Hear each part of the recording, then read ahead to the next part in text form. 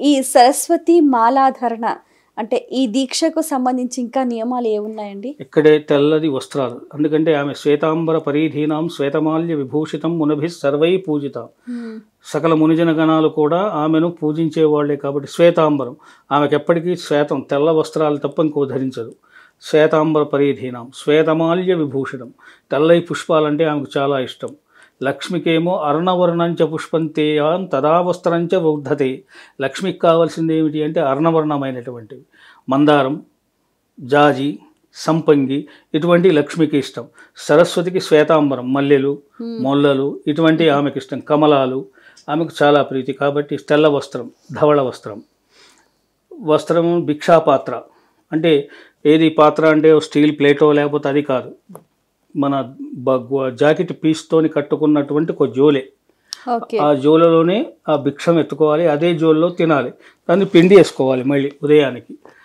శ్వేత వస్త్రం. పొద్దున సాయంత్రం స్నానం. మబ్బుల బ్రహ్మ ముహూర్త కాలంలో లేవటం, కాలకృత్యాలు తీసుకోవటం, 4 నుంచి 5 లేదా 11 వరకు అనుష్ఠానంలో కూర్చోవటం. వాడికి ఎంత ఓపిక ఉంటే అంత అనుష్ఠానం చేయటం. మధ్యాహ్నం 11:30కి మళ్ళీ బయటికి ఏమైనా బహిర్భూమికి అటు ఇటు పోతే స్నానం చేయటం, వచ్చి 12 గంటలకు భిక్షకు వెళ్ళటం.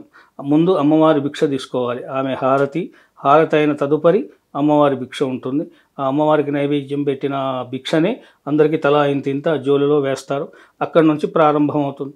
ఎవరైనా మాతలు వచ్చి మేము ఇవాళ భిక్ష ఇస్తాం స్వాములకు రమ్మంటే వాళ్ళ ఇంటికి వెళ్ళిపోవటం, అక్కడ భిక్ష తీసుకోవటం, మళ్ళీ యథాస్థానానికి రావటం, అందరూ కూర్చొని అమ్మవారి ధ్యానం చేసి భిక్ష సేవించడం, మళ్ళీ వాళ్ళ పనులకి నిత్యకృత్యాలకు వెళ్ళిపోవటం.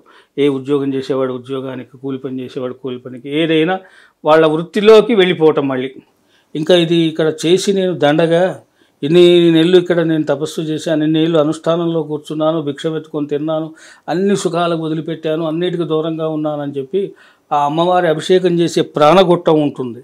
ఆ గొట్టం దగ్గర పడడానికి ఏమన్నా కానీ ఇవాళ నువ్వన్నా ఉండాలి నేనన్నా ఉండాలి అని మొండికేసి ఆ గొట్టం దగ్గర పడుకున్నాను. ఇంకా పడుకొని ఏడుస్తూ ఉన్నాను. ఇట్లా దారాలు గారిపోతున్నాయి, నాకు సోయి లేదు, ఏం లేదు.